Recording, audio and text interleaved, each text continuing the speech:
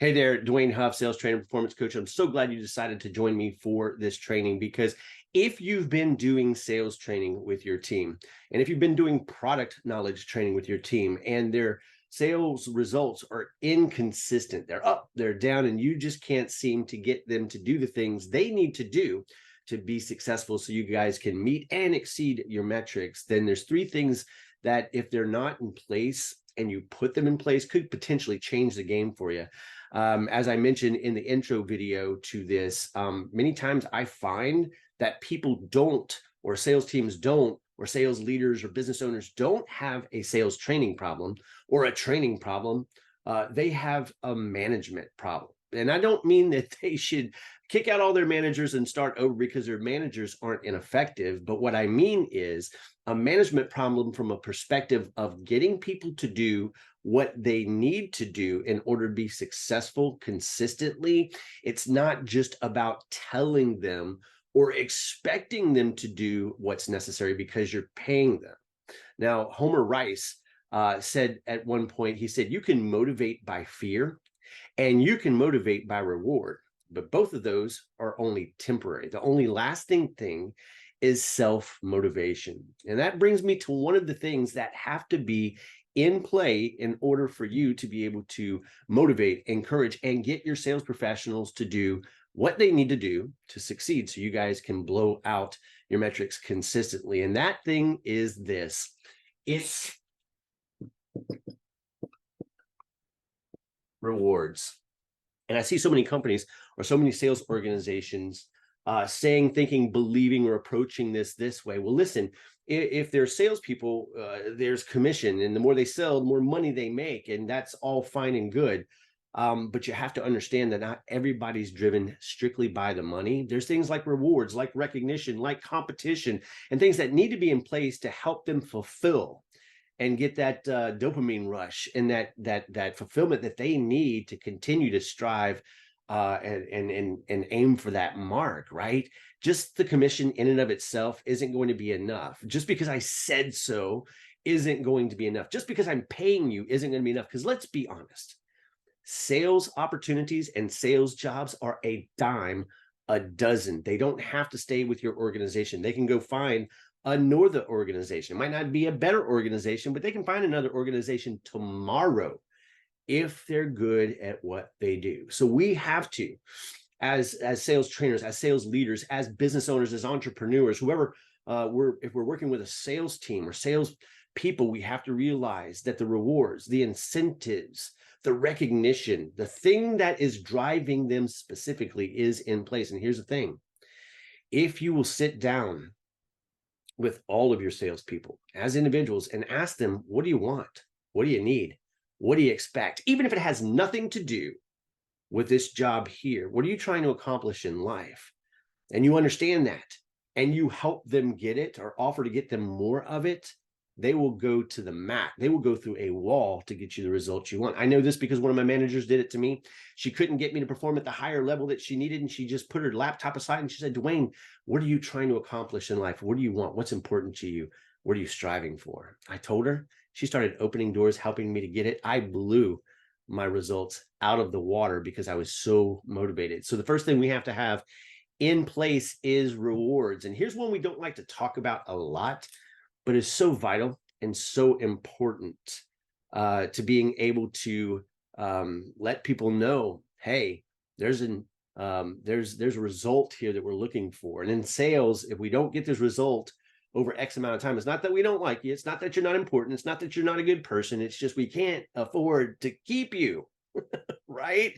We love you, but if you can't perform and produce, we can't keep you around. We'll go broke. We'll go out of business. So there has to be this in place. And not everybody likes to talk about it, but it's consequences. And here's where the management problem comes in. Nobody's willing to establish the wall and stand in the wall and say, this is the wall. You will not cross it.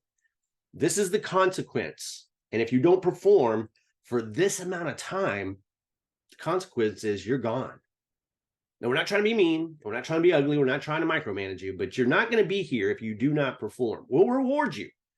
We'll do our best to help you get what you want, what you need, what you deserve, what you desire as a sales professional, but you have to perform at a certain level by this amount of time and consistently, or we have to let you go. And here's the consequence of non-performance, right?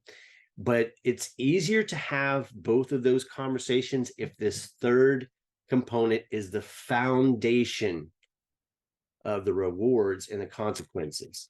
And that's clear. Don't spell on camera. Expectations. If I mess that up, my apologies. Clear expectations established, many times collaborated upon. Here's what I mean by that. If you can sit down with your sales professionals, especially when they just signed on, or even with your team, maybe as a team meeting, you could have this conversation, and you guys can co-create the expectation, because they need to be heard. People support what people help create. And if you will involve them in the creation of the expectation process, they'll be more invested in it. But you have to lay out, write out, and agree upon expectations that are black and white. So when you have to have tough conversations, it's not subjective, it's not random, it's not emotional. It's black and white. You've agreed upon it ahead of time, and you've bought in or got their buy-in proactively. Here's what I mean by that. Let's just say you're doing this with your sales team. Okay, guys, hey, listen, I'm gonna give you a heads up, give you a few days to do this. When we come into the meeting, we're gonna talk about this, but here's what I want you to think about, write down, and establish a list of what you believe are the expectations you need to meet to be successful. How much should you prospect? How are you going to prospect? How many calls should you make? How many appointments should you go on?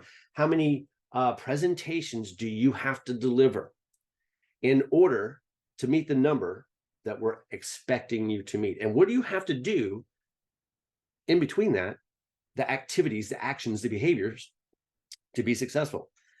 Brainstorm that, put it on a piece of paper. I'll do the same as your manager, as your leader, as the business owner.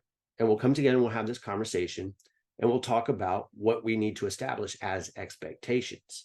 Bring them all together, let them voice their opinion, share what you believe is expectations, and establish what you both believe to be the proper expectations to be able to meet and exceed your goals. Now, as the leader, as the manager, as a business owner, you might have to say, hey, guys, I hear what you're saying here, but we have to leave that out, because if we don't do this item right here, then it's all going to fall apart. We've seen it. The numbers prove it. Experience proves it. So I hope that serves. Lay the foundation on expectations, co-create, because people support what they help create. But make sure there are rewards there that are person specific. If you know what's driving, what's motivating, what's compelling your team to perform, it's very easy to open the door, help them to get that, or give them more of it. Just be creative in how you do that. And then finally, nobody likes to talk about it, but consequences.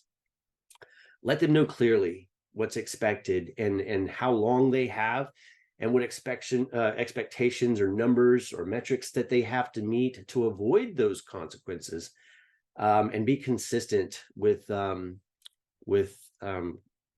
implementing those consequences. Don't play favorites. Don't let it be subjective. Go to those expectations, black and white. When you have to have tough conversations, simply sit them down and say, hey, listen, and do this proactively and often, and establish a cadence on it. Because if all you do, like if you coach them once a week, and expectations come into that conversation from the very beginning, and consistently you go through to it and you review the expectations, then everybody's on the same page, everybody's tracking. And if they ever don't meet the metrics or the expectations, you can simply say, well, let's look through this real quick.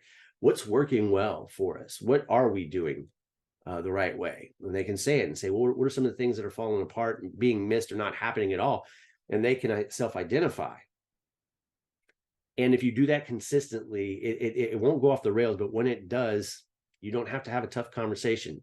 It's right there. And so you're not getting rid of them. You're not issuing the consequence. They're doing it to themselves. They understand it, and it keeps them accountable. So again, I hope that serves. Listen, if you want help implementing this, let's connect. Reach out to me, grab a spot on my calendar, shoot me a text. There's the information in my bio, and drop me a line. Let me know what else, as a sales leader, as a business owner, as someone managing salespeople, you need to support you and help you. And I'm more than glad to spend some time with you and help you work through that.